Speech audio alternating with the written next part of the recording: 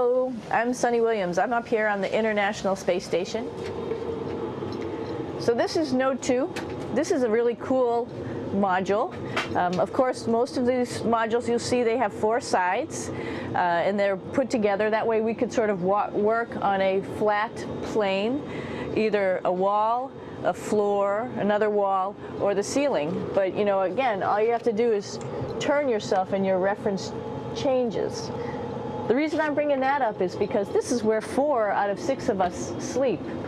And so people always ask about sleeping in space. Do you lie down? Are you in a bed? Not really, because it doesn't matter. You don't really have the sensation of lying down. You just sit in your sleeping bag. So here's one sleep station right here. I'm going in right now. You can follow me if you want. So I'm inside. It's sort of like a little phone booth, but it's pretty comfy. I've got a sleeping bag right here that we sleep in, so we don't have sort of like a little bit of a cover. We don't fly all over the place.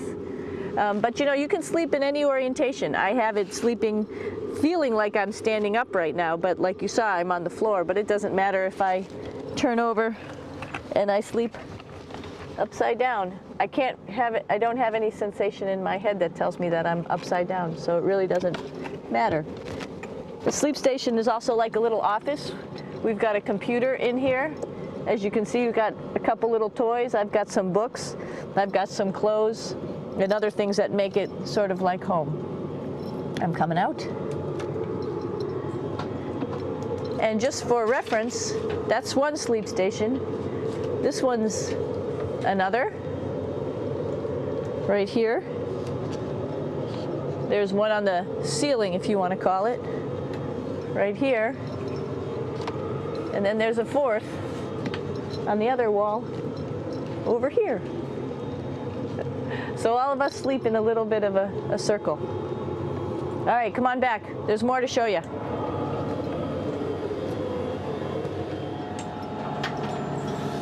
I know that there's some questions about how to use the bathroom and how do you actually live in space like normal, like at home. I mentioned real quickly about getting up in the morning and brushing your teeth and washing your face. Well, how do you do that? Well, here is the bathroom essentially. You get up in the morning and we have a little kit and it has all the essential things that you need, like your toothbrush and toothpaste and brush. See how much better the brush makes my hair look? I'm just joking. It still stands up straight. It doesn't matter where you are. It's always going to stand up straight while you're up in space. A lot of people ask about toothbrush and toothpaste. So, luckily enough, toothpaste, you can do it upside right this way, is sticky, and so it sticks to your toothbrush. No problem. Another cool thing is that water sticks to your toothbrush too. If you can see it, I'll have some water come out. The water is pretty neat up in space. It'll stick to your toothbrush and it will make a big bubble. And that's just by surface tension. And then you can drink it. So a lot of people ask about what do you do with the toothpaste after you brush your teeth.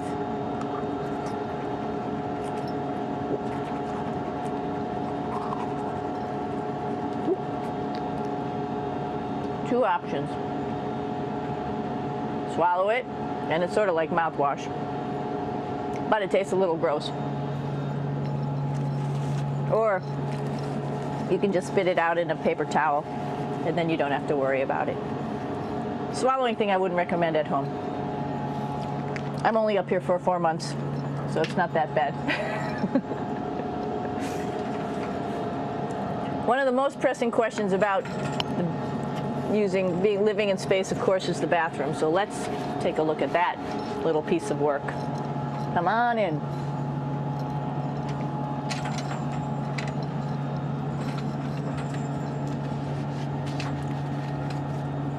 Here we are at the throne. This is awesome. You might see the little You might have noticed the little moon on the outside. This is our orbital outhouse right here.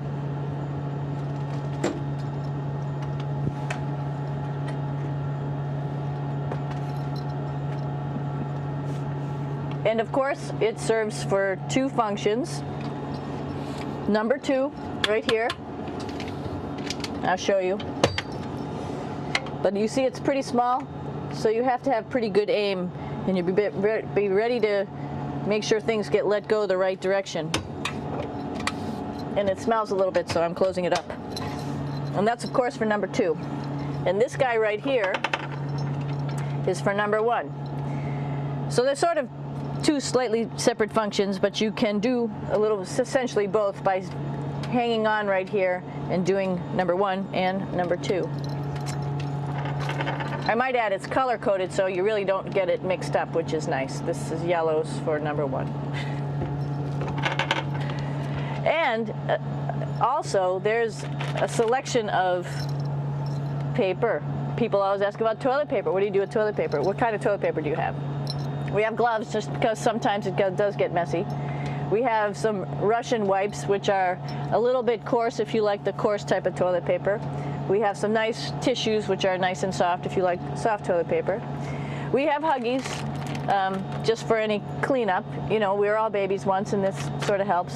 And then if things get really out of control, we have disinfectant wipes, just to make sure we clean up here. Because, you know, just like the water I showed you, the number one stuff can sort of go all over the place if you don't aim correctly. And did I mention both of these have a little bit of suction, so they should keep things going in the right direction.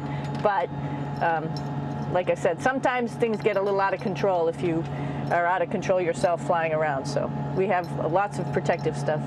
And of course, you do have your privacy. There's a little door, so other people know that you're in there. Here's a pretty cool place. This is sort of like in your house where everybody meets in the morning. After you wash your face, brush your teeth, you want to find something for breakfast. And this is our kitchen. You might notice there's all sorts of foods here.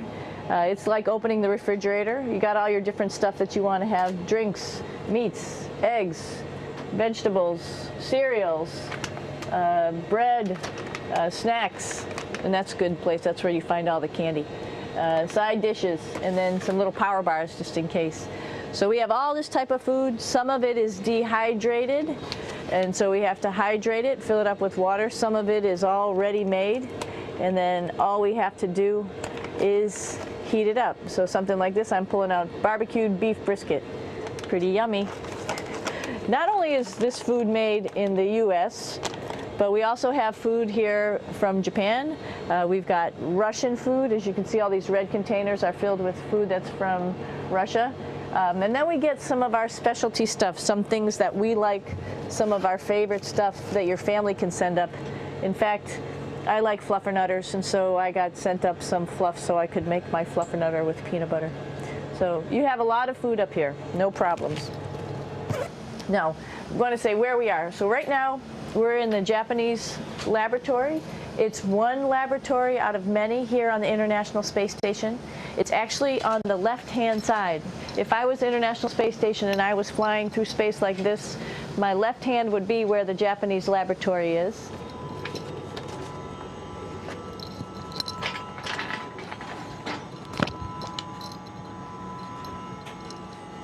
So now again, we're on the right-hand side, all the way on the right of the International Space Station. This is Columbus, the European module. It has science experiments all over. You could see it looks a little bit crowded.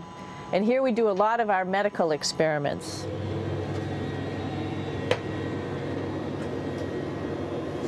Here we are in the US laboratory. Again, this is a laboratory with science experiments on all of the walls here, all sorts of stuff that we do. And one of the things we also do is we exercise. We have some exercise equipment on board the space station.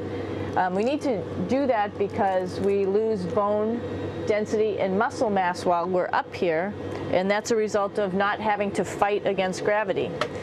So how we keep ourselves in shape are with a bike, a treadmill, and a weightlifting machine. This is the bike. You notice the clip pedals. So all you need to do is actually clip your feet in, and then you can start pedaling. You don't need a seat because you don't sit down. Actually, I haven't sat down for 6 months now, so you don't need any type of seat. Just make sure you're held in with your pedals. You probably see that the bike bounces around a little bit. As I move it, it's not steady and held to the wall firmly. And the reason for that is the space station is pretty big. You saw that there's also solar arrays on the space station. If we start putting any forces into the space station, it's going to make those solar arrays bounce around a little bit. So to prevent that, the machines bounce around a little bit, move around a little bit, and that way we don't put any forces onto the structure of the spacecraft out to the solar arrays. All right, a little farther on. Come on.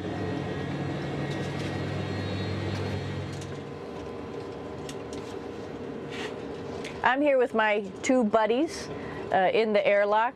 Actually, these are two spacesuits that are ready, primed up to go outside, as we call it, to go do a spacewalk in case we have to do anything outside. Some of the things we do outside are just like inside, repairs. We have a lot of electrical boxes and machinery and solar arrays, in fact, that I talked about earlier, that are outside, and sometimes they don't work quite right. Remember, space is really cold and really hot, and it's also the vacuum of space with no pressure, and so some of the equipment doesn't work well all the time. So we might have to go out and do a spacewalk.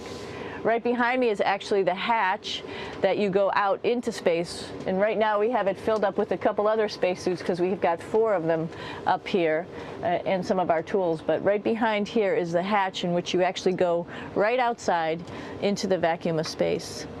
The spacesuit is pretty big, as you can see. It's like being a football player. Part of the reason it's so big and bulky is because of this backside, this backpack. It's like going on a hike with a backpack, but the backpack and the suit weighs about 300 pounds. Luckily in space, nothing really weighs anything, so you don't feel that it's so heavy. But we need to have such a big suit because that guy back there is essentially the heart of the spacecraft. I call this actually a spacecraft. It has all the oxygen for you. It has all the carbon dioxide removal system for you. It also has a heating and cooling system to make sure to regulate our body temperatures while we're outside.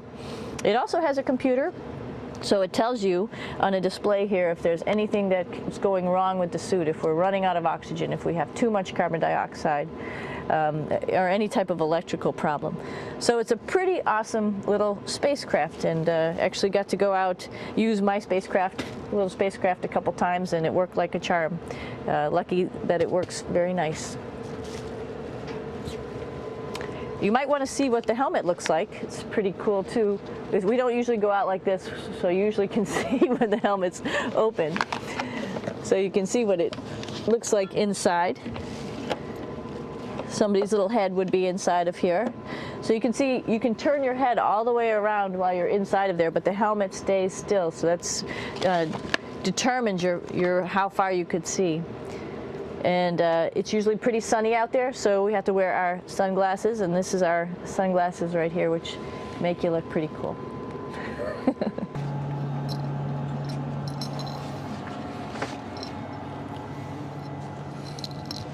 It's like a glass-bottom boat.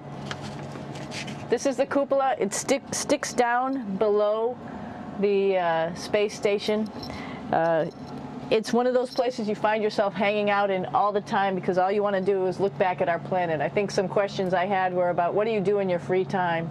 And you can't help but want to just come to the cupola and look outside as much as you can. And a lot of folks, I play this game with myself about where we're flying over the Earth. I try to come in here and just guess. After being here for a little while, you can sort of figure it out. You can tell different cloud types over different continents. You can tell different soil types over different continents. So let's see. And then, of course, there's a lot of ocean. So usually we're over the ocean at first glance. I will tell you in just a moment where we are.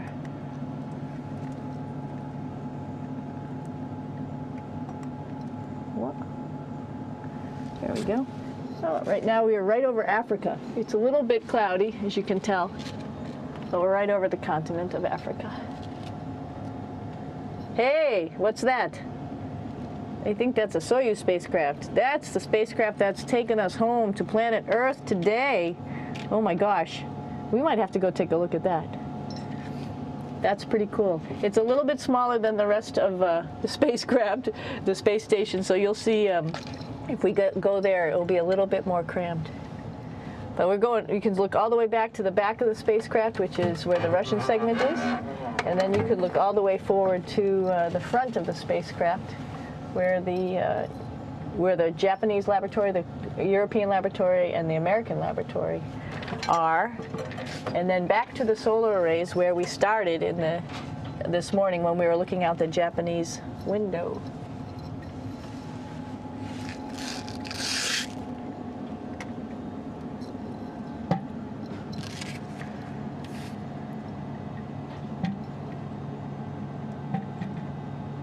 So other questions that were here are, what would you recommend as a job, if so, and to what type of person would want to be an astronaut?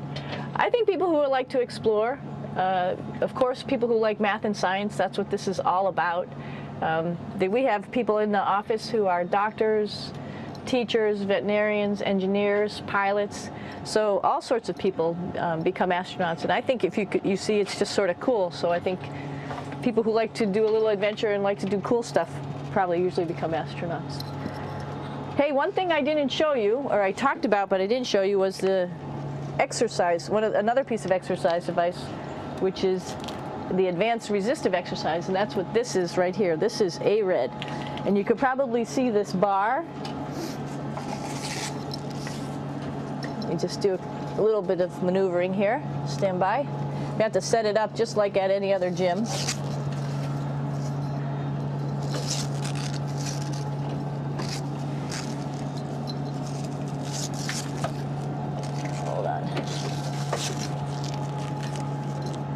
Show you how this works.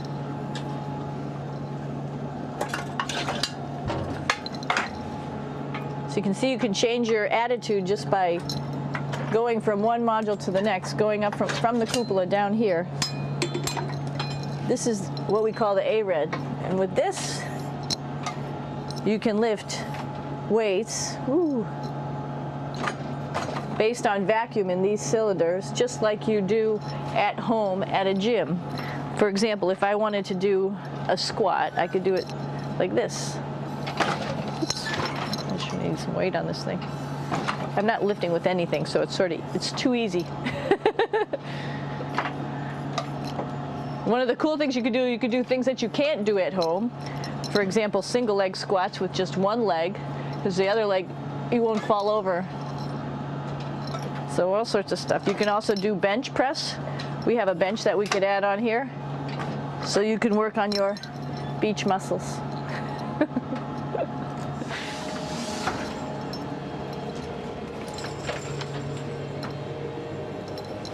Hey, Aki, what are you doing down there? Crashing things. This is one of the cool things about space, too. It sort of looks like there's a big old hole here, but you don't even think twice about it. You could just jump over the hole, or if you want, you can go jump into the hole. I'm coming down.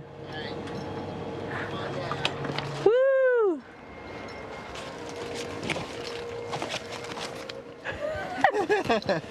Then you can come right back up again, like Superman. Woo!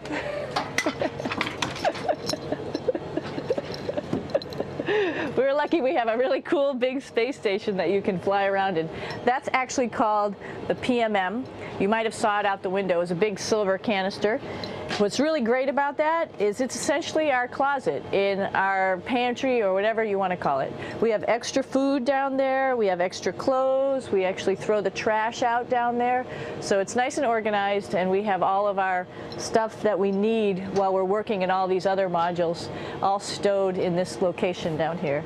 And it's a lot of fun to play in. So we're going into the Russian segment. Be ready. You don't need a passport either.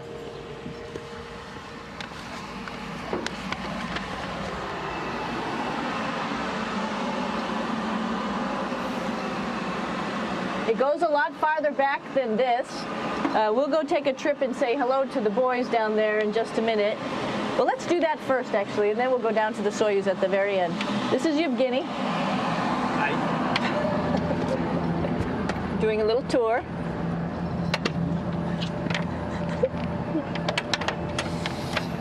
This is the FGB, and what's cool about this module, it is actually the very first piece of the space station that came up in 1998. The space station has been around for about now, manned for 12 years, but it's been up in space for about 14 years. And this was the very first. It is like the Russians' PMM. It has a lot of storage, as you can see.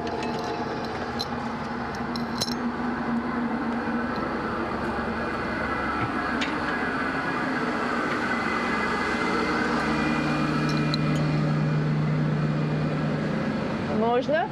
Снимаем. Чуть-чуть. So here we are in the heart of the space station, really. This is the service module. This is the central post. In case we had any problems, I know a couple of the questions were about what type of things do you have to worry about. And some of the things we have to worry about in space are fire. If we had a fire, if we had a depressurization, like we were hit by a micrometeorite and it made a hole, or if we had some type of toxic atmosphere. We use ammonia for our radiator, so there is a possibility that ammonia could come into the vehicle, and then it would be bad for all of us. If we have any of those problems, we come right here, which we call the central post. It is the main heart of the space station. It was also the first computers that came up here that ran the space station. And so behind this wall right here are these main computers.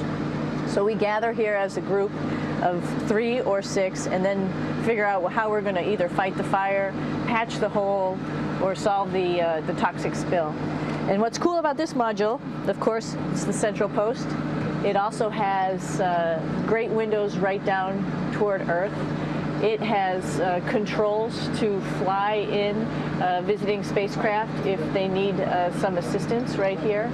It has Russian computers as well as American computers to help us control anything we need to on the space station. It's a couple of our crewmates back there, Oleg Novinsky on the right and Yuri Malenchenko on the left. And there's also a second bathroom here, which is really cool because 6 of us going to one bathroom is really tough. And so there's one bathroom here and one bathroom on the other side where I showed you. And you can probably see on the wall behind Oleg and Yuri some of the heroes of the space program. Korolev, Sergei Korolev, who was a chief designer of putting men into space, and of course on the right-hand side, Yuri Gagarin, the first man to go into space. So just reminds us of our roots. Yuri, what are you doing? Что делать? Coffee. Making coffee. Yeah. Oh, black coffee. Yeah. Looks good. Okay. Спасибо. We're going to check out our Soyuz real quick. Make sure it's ready to go. All right, back to the Soyuz.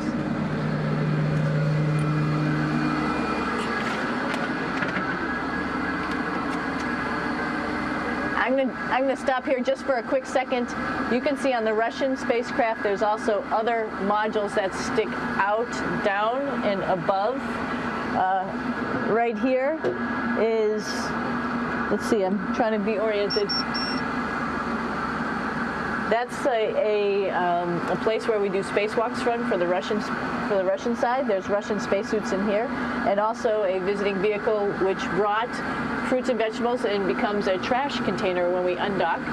Up on this side is also a future place where they're going to do spacewalks from, and connected to it is Kevin's, Oleg's, and Yevgeny's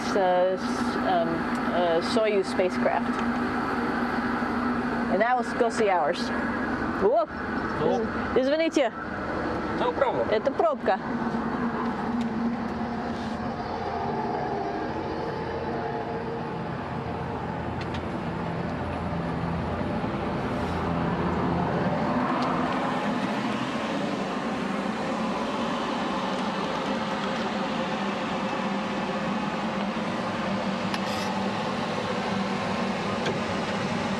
Coming down.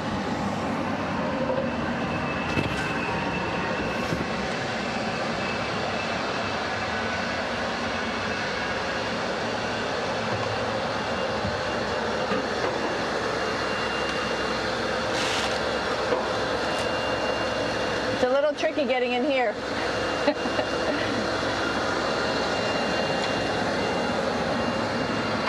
This is the docking probe right here, this big thing. This helps us connect to the spacecraft. This probe actually sticks into this cone, and that's how the spacecraft, our Soyuz, becomes connected to the ISS initially. That is then replaced by clamps, which are around here, that will allow the two spacecraft to be stuck together. And then you can remove the probe and the cone.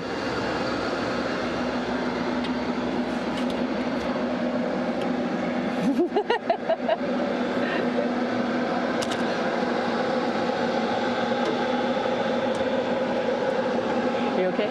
All right, so here we are in the Soyuz. This is what we call the BEO, the living compartment, Bytovoy Otsek in Russian. It also has a little bathroom. It's not as good as the other bathrooms, so we try not to use it too much. It has drinking water in it if we need something to drink. And then, of course, it's filled up with a lot of cargo for us.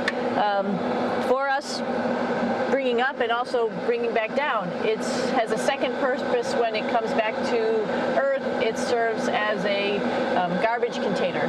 During the descent, we'll get rid of this area right here, and everything that's in it will just burn up as it's coming into the atmosphere, so that way we can get rid of a little bit of trash. But the main area where we were on launch and where we're going to be on descent is down here, because we're not part of the trash. So we're in a safe place. So we're in the descent module, SA. It's a little small, but you can get in.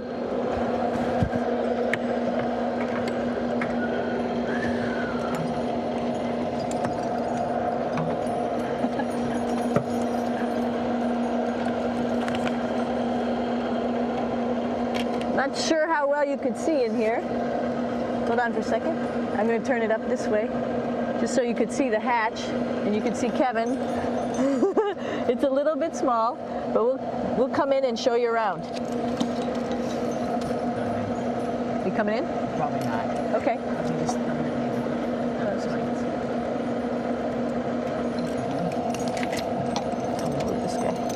Got to move a couple things. We were just starting to get ready. We're preparing a couple days ago for our ride home. It's a little bit squishy, but everybody asks, how do you sit in the Soyuz? And you sort of sit in your seat like this. The seat is molded to your body, and so you can just sort of squish in here and be pretty relaxed. Everybody has a handmade seat for them. And then, of course, there's a control panel, and that's where we do most of our actions and work right here. There's hand controllers which you can fly the vehicle with, and there's a stick right here primarily used for communications when we're trying to talk to the ground. So 3 of us fit in here. Like I said, it's a little squishy, but somehow it seems like we all managed to get in here and fit pretty well, and it's a pretty safe ride home. You're probably wondering, what's all this junk behind us? Well, it's all of our parachute, first of all, and then it's all of our survival gear, just in case we end up landing in some strange place on the planet and nobody's there to rescue us right away. We have all sorts of survival gear with us, keeping us safe in here. So they've pretty much thought of everything. And we'll be home on the planet within the next 12 hours. Pretty shocking.